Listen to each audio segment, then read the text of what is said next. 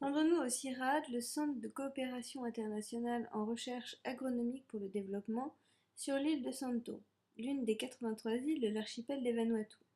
Cet état d'Océanie est situé en Mélanésie, dans le sud-ouest de l'océan Pacifique. Nous avons rendez-vous avec Vincent Lebeau, chercheur et spécialiste de l'agriculture au Vanuatu. Il nous présente la diversité biologique dans l'agriculture au Vanuatu, réalise une synthèse des risques liés à l'érosion de cette diversité agricole et nous présente les actions menées par le CIRAD afin de préserver et améliorer cette diversité, mais aussi de la distribuer et d'apprendre aux populations locales à continuer d'en créer. Très peu de choses qui sont originaires d'ici. Donc il y a beaucoup de plantes qui sont arrivées par les courants, les oiseaux, les chauves-souris, les insectes, les cyclones. Mais les grandes plantes du Vanuatu ont été introduites par les hommes. D'accord. Elles ont été introduites sous forme de boutures dans les pirogues. Donc ce sont toutes des plantes à multiplication végétative. Donc tu as les taros, les ignames, dont tu vois la collection ici, et aussi le célèbre arbre à pain, Oui. les bananiers, le cava, et puis plus récemment ils ont introduit le manioc, la patate douce, le macabo. Ce sont que des plantes à multiplication végétative. C'est pour ça qu'on dit souvent qu'ils ne font pas de l'agriculture, ils font de la végéculture. Le problème, c'est qu'ils ont une diversité phénoménale, c'est-à-dire on parle de milliers de variétés. Les grandes espèces, il y en a une dizaine. Les ignames, c'est un peu différent, parce que rien que pour les ignames, il y a 10 espèces différentes. Mais autrement, pour les grands groupes de plantes, il y a à peu près une dizaine de grands groupes de plantes, et il y a des centaines et des centaines de variétés. Chaque île a des variétés différentes. Le problème donc, c'est que toutes ces plantes sont à multiplication végétative, et que donc, il faut les replanter pour les conserver. Bien. Si il se passe ce qu'il se passe en ce moment, c'est-à-dire que les régimes alimentaires changent, que les gens mangent de plus en plus de riz ou de céréales importées, ils mangent de moins en moins de plantes locales, et donc ils les replantent moins. Quand tu les replantes pas, tu les perds.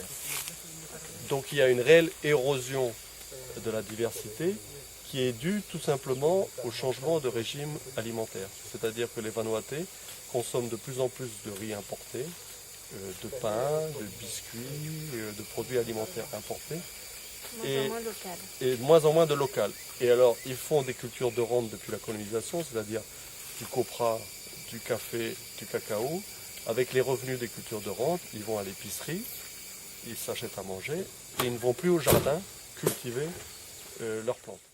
Donc nous, ce qu'on essaie de faire ici, c'est de sauvegarder toutes ces variétés.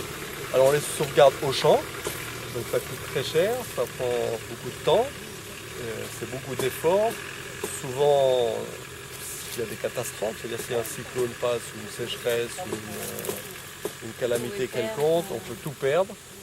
Et donc on essaye maintenant de faire ce qu'on appelle du participatif, c'est-à-dire d'expliquer aux communautés qu'avec les changements climatiques, avec l'incertitude, avec forcément l'élévation du prix du gasoil, il y a des îles qui sont de moins en moins visitées.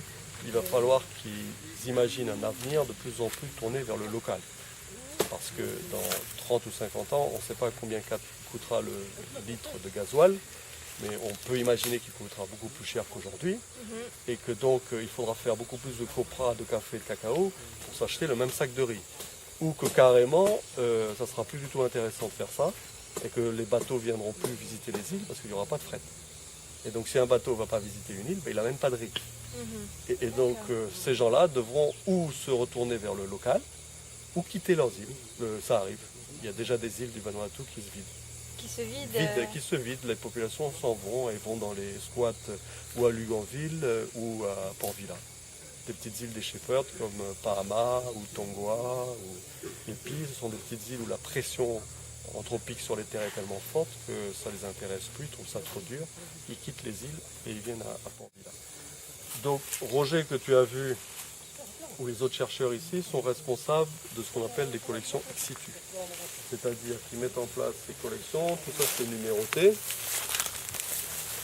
Voilà, par exemple ça, cette variété, 655, tu as 4 clones de la même variété qui vont grimper là-dessus en pyramide. D'accord, ouais. Et Ah oui. ça correspond à une variété qui vient d'un village Y dans une île X. D'accord? Tout ça, c'est dans des bases de données. Et là, tu as plusieurs centaines de variétés qui viennent de tout le Vanuatu. Alors ça, c'est pour préserver la diversité. Mais préserver pour préserver, ça ne mène pas à grand-chose. Donc ce qu'on essaye de faire, nous, c'est aussi de l'amélioration génétique, d'introduire du son nouveau, de recombiner ça avec les variétés locales et de renvoyer dans les îles de meilleures variétés. C'est-à-dire pour l'igname, ça va être des variétés résistantes à l'anthracnose, une maladie grave qu'on a. Pour la patate douce, ça va être résistante à la gale. Pour les arbres à pain, on essaie de trouver des variétés qui font pas de graines, c'est-à-dire où le rendement en chair est plus important. Pour les bananiers, c'est pareil, il y a différents critères de sélection. Donc on fait la conservation en vue de l'amélioration. Et une fois qu'on a amélioré, ou qu'on pense avoir amélioré, on distribue. Et vous allez former en même temps des populations locales? Alors voilà, alors ça c'est distribuer de la diversité. Et puis en même temps, ce qu'on fait, c'est qu'on leur apprend à créer de la diversité par eux-mêmes. C'est-à-dire qu'ils ont une diversité phénoménale, mais ils ne savent pas d'où elle vient. Souvent, ils la découvrent dans les parcelles. En fait, ce qui se passe, c'est qu'il y a des pollinisateurs qui font des croisements comme ça à l'aveuglette. Naturellement, il y a des graines qui tombent, ça germe, ils s'aperçoivent que c'est différent, ils clonent.